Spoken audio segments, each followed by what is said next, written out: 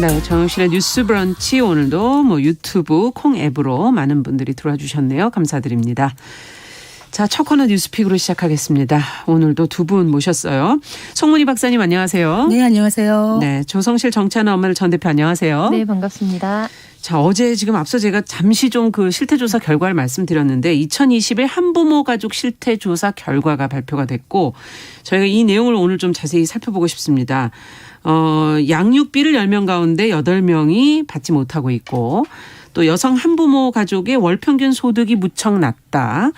도대체 어떤 내용들이 지금 조사가 됐는지 조성실 대표께 좀 여쭤볼게요. 네, 여성가족부가 3년마다 한 번씩 실시하는 한부모 가족 실태조사 결과가 발표됐습니다. 네. 이 결과는 2021년도에 진행이 됐던 건데요. 네. 18살 이하의 자녀를 키우는 전국 한부모 가족 가구주 3,300명을 대상으로 했고 이 중에 가장 주목할 만한 좀 어떤 키워드 같은 거는 한부모 가족의 80.7%죠. 그러니까 10명으로 치면 8명 이상이 현재 양육비를 받지 못하고 있다.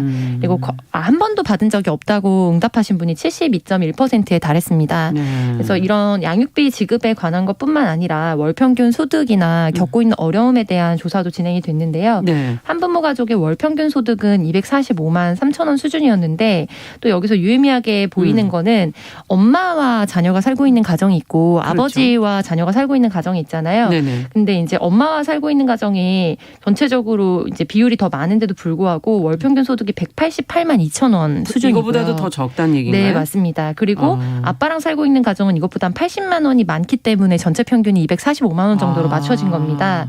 그리고 한부모의 77.7% 정도가 취업을 했지만 대체로 이제 근로소득이나 교육 안정성이 굉장히 낮은 곳에서 일을 하고 있었고 무엇보다 10명 미만 사업장에서 일하는 비율이 57.7%로 10명 중에 6명 정도에 달했기 때문에 네. 실질적으로 경제적인 어려움, 시간적 어려움 이런 것들이 여전한 것으로 좀 보입니다. 노동의 안정성이 좀 많이 떨어지는 것이다라는 게 결과로 나왔군요. 자, 어쨌든 지금 양육비 관련 제도 혹시 더 하실래요? 네, 우선 조사 결과는 그렇고요. 네. 최근에 이제 관련 법들이 좀 바뀌면서 이렇게 양육비를 지급하지 않는 이제 한부모에 대한 신상 공개 이런 것들이 좀 법적으로 논란이 됐고, 네. 그래서 오랫동안 지급을 하지 않는 경우 이제 운전면허를 일정 기간 정지를 한다든지 출국을 정지한다든지라는 법들이 좀 바뀌기는 했습니다. 네. 근데 현실적으로 지금 가장 큰 문제는 대지급 제도라고 해서 아무리 그렇게 형사처벌을 한다고 해도 끝까지 지급하지 않고 자기 자산을 떼돌리거나 이런 경우에는 속수무책인 상황이거든요. 그렇죠. 그래서 그런 부분에 대해서도 좀 이행 확보 수단을 다각적으로 검토하겠다고 여가부가 밝혔는데 자세한 내용은 또 이어서 이야기해보면 좋을 것 같아요. 네. 지금 양육비 관련 제도의 개선은 있었지만 문제는 완전히 사라진 것 같지 않고 또 한부모 가족의 경제력이 지금 상당히 취약하다 이런 것들이 결과로 나온 것 같은데 자, 두 분께서는 어떤 문제를 좀 저희가 더 들여다봐야 될지 또 그 안에서 어떤 지원책을 마련할 수 있을지 같이 좀 얘기를 해 주시죠. 아이 하나를 키우려면 온 마을이 함께 해야 된다. 이런 말이 있는데 심지어 이제 부부가 같이 하는 게 아니라 한 부모, 그러니까 엄마가 될 수도 있고 아빠가 될 수도 있겠죠. 근데 한 부모 가정에서 아이를 키우는데 실제로 교육비, 양육비, 생계비, 주거 이 모든 것이 다 난제입니다. 지난 그 대선 때 윤석열 대통령이 당시에 후보일 때 지금 말씀하신 양육비 선지급 이거 공약을 했었거든요. 그렇죠. 그랬는데 이번에 110대 국정과제에는 빠져 있습니다. 이게 왜 힘이 드냐 하면 이 양육비를 받으려면 너무 힘든 거예요. 지금 양육비 이행관리원이 시행된 지가 10개월이 됐지만은 실제로 양육비를 받는 게 굉장히 미미해요.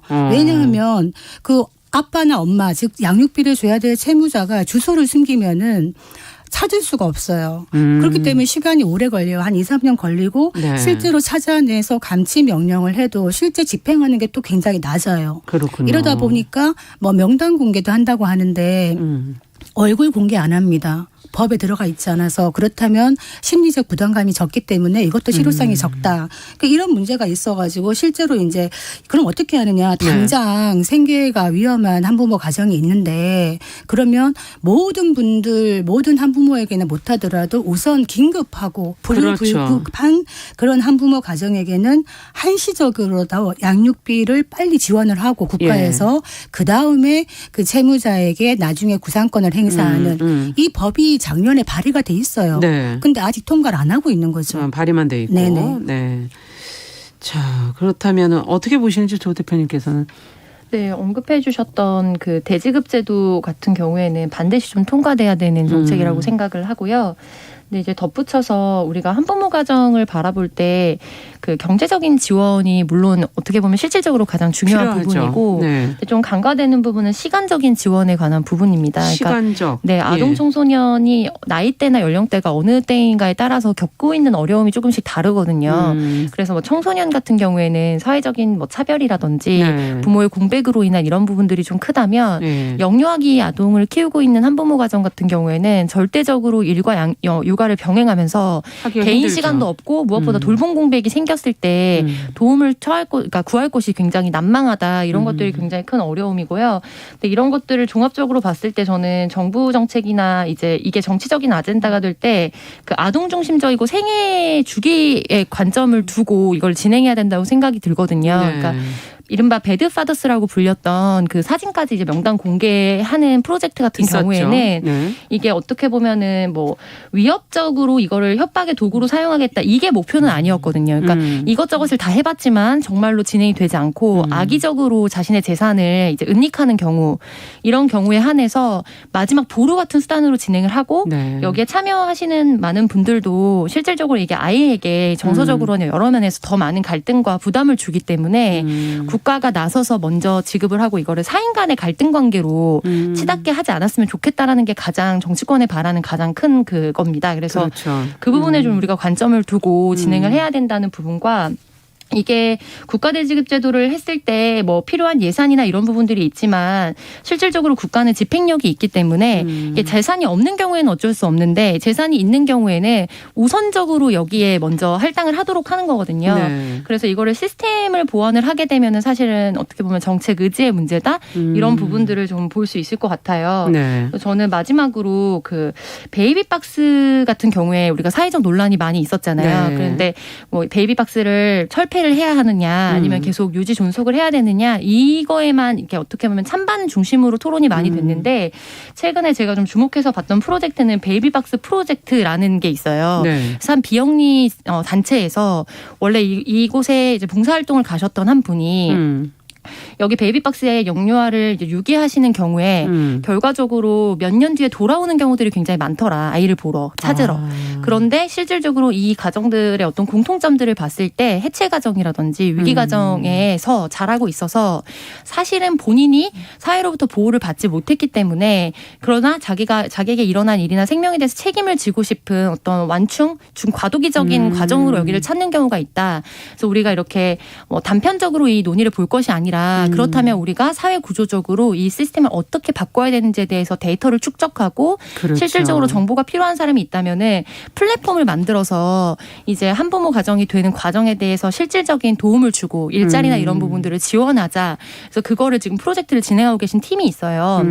저는 이런 사회 혁신적인 모델이 굉장히 필요하다고 봅니다. 그러니까 우리가 늘 민간이 같이 가도 좋겠네요. 네, 맞습니다. 늘 네. 얘기를 할 때는 결국에는 이게 굉장히 생애 주기적으로 엄마의 인생에서나 아빠의 인생에서나 아이의 인생에서는 한 번뿐인 삶의 결정인데 맞아요. 굉장히 그냥 토론의 주제로 한번 소비되고 되는 경우가 되게 많아요. 그리고 큰 전제가 충족되지 않았는데 현실에서 근데 그 전제가 더 중요하다. 그러니까 이거는 사실은 법리적으로 문제가 있다. 이렇게 너무나 쉽게 다뤄지는 경우들이 많이 있어서 한부모 가정을 봤을 때는 저는 이렇게 그 한부모 가정이 처음 됐을 때부터 이제 그 아이들을 성장시켜서 한부모가 이제 아이를 그렇죠. 독립시키는 과정에까지 생애 예. 주기적인 관점에서 정책 설계가 좀 필요하다는 점을 강조하고 있습니다. 근본적인. 네. 그렇게 보면은 정말 중요한 지적인 게 사실은 돌봄 부분에서 이거는 국가 책임제가 돼야 되는 부분이다. 우리가 저출생 문제 심각하다고 늘 얘기하고 여기에 막대한 예산을 붓고 있는데 그렇죠. 실제로는 낳은 아이 한 명 한 명 잘 키우는 게 더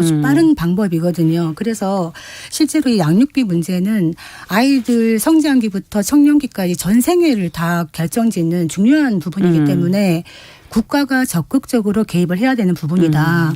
그러니까 외국 사례 같은 경우 한번 재미있는 게 네. 있어서 한번 말씀드릴게요. 아까 우리 배드파더 얘기했는데 예. 배드마더가 있을 수도 있고 파더가 있을 수도 그렇죠. 있는데 그 영국 가디언지 보니까 이스라엘 정부에서 배드파더에 대해서 어떤 조치를 했어요. 예. 그 양육비를 지급하지 않은 호주 남성이 있었어요. 네. 아빠가. 그 아빠에게 8,000년 동안 출국 금지 조치를 했습니다. 네. 그게 뭐냐? 그러니까 9,999년까지 8,000년 동안 이스라엘에서 출국하지 마라. 그 전에 죽겠죠. 예. 근데 이렇게 하는 거는 굉장히 상징적인 의미가 있는 겁니다. 네. 왜냐하면 그만큼 양육비 미지급에 대해서 국가가 관여한다. 그리고 미국 같은 경우에 제가 좀 벤치마킹 해야 될 것이 우리가 아까 뭐 운전면허 취소 이렇게 얘기하는데요. 네네. 그 약해요. 전문직 면허까지 취소합니다. 양육비 미지급에 대해서. 네. 그리고 또 하나는 내가 양육비 주고 싶은데 돈이 없어서 못 주는 엄마 아빠 있죠. 예. 그런 경우 지불할 수 없는 자가 있고 지불할 수 있는데 지불하지 않는 자가 있어요. 그렇죠. 이 두 개를 구분해 가지고 그렇게 돈을 없어서 못하는 저소득 부모에게는 정부가 적극 지원을 합니다. 그다음에 할 수 있는데 안 주는 부모에 대해서는 아까 말했던 강제 이행 조치를 완벽하게 한다. 이 두 가지를 우리나라에서도 해야 되는데 이 부분이 안 되고 있기 때문에 그렇죠. 이 양육비 문제가 그냥 개인의 가정사로 치부가 되는데 이거는 더 이상 가정사가 아니라 사회의 문제이다. 그렇죠. 아이를 키워야 되는 네. 양육의 문제이기 그렇습니다. 때문에. 네. 자, 끝으로 정리해 주실 말씀이 더 있으면 한마디 네, 정도. 유엔 아동 권리 협약이나 위원회 같은 경우에 이제 시설 보육 중심을 굉장히 가급적이면 가정 중심으로 이제 바꾸라는 권고들이 계속해서 있었습니다. 네. 근데 이제 우리가 아동 관점에서 보자고 제가 강조를 드렸던 부분은 전년도, 재작년도 지나면서 이제 입양 가정이나 재결합 가정에서의 학대 문제들이 좀 상징적으로 불거지면서 네. 입양 가정을 바라보는 편견, 그다음에 재결합 가정을 바라보는 편견, 시설이나 보육원 출신의 아동 청소년을 바라보는 편견. 그래서 결국 자기가 선택하지도 않았는데 뭔가 해체 가정이나 위기 가정에 있는 아동 청소년들이 어렸을 때부터 너무나 사회로부터 배타적인 시선과 경험을 많이 축적하면서 살아가고 있습니다. 그래서 저는 정책도 굉장히 중요한데 우리 삶에서 만나게 되는 내가 실천할 수 있는 지점을 같이 찾는 게 굉장히 중요하다고 생각하는 그렇죠. 편이거든요. 네. 그래서 그런 지점에서 봤을 때 우리가 뭔가 문제가 있겠지. 예를 들면 결핍이 있겠지. 이런 시선 자체를 스스로 계속해서 자기 점검하면서 위태롭게 가정을 유지하면서 살아가는 가정에서도 그리고 세상의 모든 가정들은 사실 결핍을 가지고 있거든요. 그렇죠. 그래서 그 결핍을 어떻게 자기 극복해 나가느냐의 문제인데 그런 관점에서 좀 관대한 시선으로 사람들을 대하고 수용하는 태도 이런 경험이 쌓일 때 사실은 더 생애 의지가 생기지 북돋아지는 않을까. 거라는 점을 좀 우리가 기억했으면 좋겠습니다. 그러네요. 정말 중요한 말씀이에요. 네. 그러니까 요즘 이혼도 늘어나고 있는 추세고 또 한부모 가정에 대해서 사회적인 편견, 뭐 차별 어린 시선 이런 것들이 사실 돈도 중요하지만 그 자라나는 아이들에게 더 깊은 정서적인 상처가 될 수 있다. 이런 문화적인 것부터 우리가 인식을 바꿔나가는 것도 참 중요하다. 네. 그런 말씀 드립니다. 개인에서부터 국가까지 해야 할 일이 상당히 많구나 그런 생각이 드네요. 자, 두 번째 뉴스로 또 가보겠습니다. 용산의 대통령 집무실 인근에서 지금 여는 집회가 지금 문제가 되고 있는데 법원은 지금 그걸 허용을 했는데 경찰이 지금 집회 금지를 고수를 하고 있는 상황이라는 보도가 지금 나와 있습니다. 이 법원의 판단과 경찰의 입장이 좀 상반돼 있어서 이게 어떤 것인지 송 박사님께서 좀 정리를 해 주시면 같이 한번 생각해 보죠. 예, 윤석열 대통령이 지금 청와대를 떠났죠. 네. 용산구 국방부 청사에 집무실을 마련했는데 그러면 그 전에 청와대 앞 100m 앞에서 시위를 못했는데 집회 시위를 이제는 용산 집무실 앞에서 집회 시위 할 수 있는가? 많은 단체들이 이제 신청을 하는데 경찰이 못한다. 그렇게 하니까 이제 집회 금지를 못하게 한 거에 대해서 금지해달라는 가처분 신청을 냈어요. 예. 그랬더니 법원에서 지금까지 3건의 그 참여자들의 편을 들어줬어요. 집회 시위 가능하다. 가능하다. 왜냐하면은 집시법 11조 즉 집회 및 시위에 관한 법률 11조에 보면은 대통령 관저가 집회 시위가 금지되는 장소로 되어 있어요. 예. 근데 뭐가 문제냐? 관저와 집무실이 분리돼 이전까지는 있죠. 같이 있었잖아요. 네, 그렇죠, 청와대에. 그렇죠. 그러면 이걸 해석을 어떻게 하느냐. 지금은 관저와 집무실이 분리돼 있는데 그 관저를 집무실까지 포함해가지고 집회 시위 금지한다 하는 게 경찰의 입장인 거고 법원은 아니다. 이 관저라는 거는 단순한 집무실이 아니라 대통령과 부부가 이렇게 기거하고 먹고 자는 곳이다. 예. 그래서 집무실에서는 집회 시위 앞에서 할 수 있다라고 지금 법원이 편을 들고 있는데 경찰청장 최관호 경찰청장은 지금 아직까지는 가처분 소송이고 본안 소송이 있으니까 그때까지는 계속 금지하겠다라고 지금 대립하고 있는 이런 상황입니다. 결과가 완전히 나올 때까지는 경찰은 자신의 입장을 고수하겠다 네, 그런 그러고 거군요. 있습니다. 자, 양쪽이 뭐 시민들의 의견도 다를 것 같고 정부 측 입장도 좀 다를 것 같고 법원과 경찰도 다를 것 같고 어떻게 보세요? 어느 게 옳다고 보십니까? 아니면 어떻게 하는 방향으로 가야 될까요? 저는 이번에 뭐 사전 신고 의무나 이런 부분 같은 경우에 원래 우리가 갖고 있는 헌법상의 이제 집회 자유를 좀 침해하는 부분이 있다라고 그간에 위헌 소송이 좀 제기된 부분들도 있고, 네. 그러니까 원래 우리 헌법상에서는 허가제로 운영될 수 없는 것이 집회 시위의 자유라고 규정을 하고 있는데 반해서 네. 현실적으로 이제 뭐 국회의장이라든지 아니면 국무총리라든지 네. 대통령의 집무실 근처에서는 실질적으로 어느 정도 제한을 하고 사전 신고를 하도록 우리가 해왔어요. 네. 근데 이번에 3건이나 연달아서 사실은 법원에서 건별로 수락을 받은 거거든요. 그러면 그거는 이제 최종적으로 원안 판결이 나올 때까지 경찰이 사실은 그런 방식으로 허가제를 운영하겠다는 거기 때문에 예. 근본적인 문제가 있다고 생각을 하고요. 좀 더 크게 우려가 되는 부분은 저는 사실은 이제 백남기 농민이 좀 떠올랐는데 네. 정권에 따라서 가장 크게 바뀌는 것 중에 하나가 특히 집회나 시위를 어떻게 대하는가, 경찰의 공권력의 그 온도차라고 생각을 합니다. 근데 우리가 이명박 박근혜 정권을 지나면서 이제 많은 부분 그 막 탑차처럼 올라가 있었던 장면이라든지 우리가 예. 상징적으로 그 사진에서 봤던 장면들이 있잖아요. 근데 이게 지금은 그런 형태로까지 극단으로 치닫고 있지는 않지만 집무실이 용산으로 이전됨으로 인해서 결과적으로 또 비슷한 양상으로 치닫게 될 약간 기미에 대해서 좀 우려를 하고 있고요. 그리고 우리가 검찰개혁이나 이런 부분들을 이야기하면서 특별히 민주당에서 경찰과의 그런 권력 분립에 초점을 맞추기보다는 사실상 경찰 쪽으로 너무 많은 권한이 또 위임되는 것이 아니냐라는 우려들이 사실 있었거든요. 네. 이제 그런 부분에 있어서도 어떤 하나의 조직 체계는 절대적으로 정치적인 그 중립성을 스스로 갖는다는 것 자체가 굉장히 어렵고, 그렇죠. 그리고 권권력이라는 것 자체가 권력이기 때문에 맞습니다. 이거를 견제할 수 있는 도구가 되게 필요하다. 근데 지금 이제 바로 이 집시법을 대하는 어떤 자세나 이런 것들이 굉장히 좀 우리가 주의 깊게 봐야 된다라고 생각을 하는 부분들이 있습니다. 네. 그리고 가장 중요한 거는 청와대 주변 인근에서 집회 시위가 많이 있었고 그런 부분에서 주민들의 이제 항의나 이런 부분들이 있긴 있었죠. 있었지만 네. 그래도 가보시면은 이제 도보나 이런 부분이 많은 부분 떨어져 있거든요. 네. 근데 이제 용산으로 시민에게 이제 그런 대통령의 어떤 관저라든지 이런 부분을 돌려드리겠다라고 이야기를 했는데 그럼으로 인해서 사이드 이펙트로 이제 국민들이 갖고 있는 기본권이 제한된다. 이런 부분에 있어서는 저는 굉장히 좀 우려스럽다. 네, 라고 생각합니다. 헌법 21조 집회의 자유는 굉장히 중요한 자유입니다. 아주 기본권 중에 기본권이고요. 윤석열 대통령이 집무실 이전하면서 미국 백악관처럼 하겠다 이랬어요. 네. 백악관 담벼락 앞에서는 항상 집회 시위합니다. 그래서 이런 부분도 있고 이런 집회의 자유에 대한 국민의 기본권을 제한할 때는 굉장히 엄격해야 됩니다. 그 헌법재판소에 굉장히 중요한 판례가 하나 있거든요. 네. 2003년도 판례인데 이 집회의 자유를 얘기할 때 조건부라도 집회를 허용할 수 없는지 충분히 살펴보고 그 가능성을 모두 소진한 후에야 집회 금지나 해산을 고려해야 된다.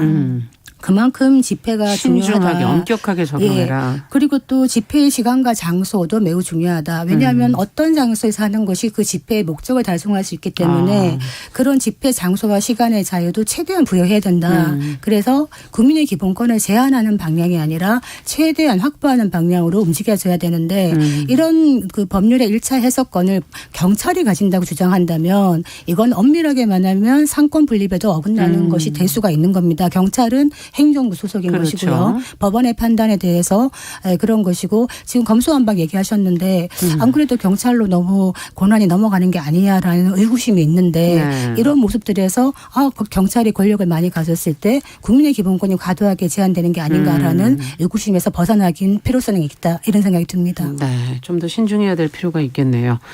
자, 뉴스픽 오늘 말씀은 여기까지 듣도록 하겠습니다. 조성실 정치하는 엄마들 전 대표 송문희 박사님 두 분 수고하셨습니다. 말씀 잘 들었습니다. 감사합니다. 자, 정은실의 뉴스 브런치 1부 마치고 저는 잠시 후에 돌아오겠습니다. 11시 30분부터는 일부 지역국에서 해당 지역 방송 보내드립니다.